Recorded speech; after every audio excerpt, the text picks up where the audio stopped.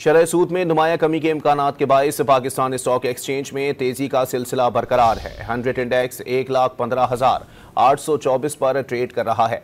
कारोबारी हफ्ते के पहले रोज पाकिस्तान स्टॉक मार्केट में जबरदस्त तेजी का रुझान देखने में आ रहा है।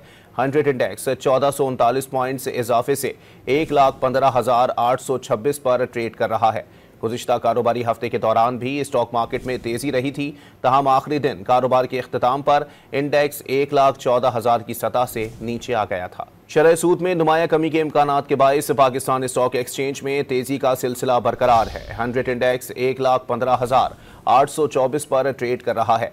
कारोबारी हफ्ते के पहले रोज पाकिस्तान स्टॉक मार्केट में जबरदस्त तेजी का रुझान देखने में आ रहा है। 100 इंडेक्स 1439 पॉइंट्स इजाफे से 1,15,826 पर ट्रेड कर रहा है।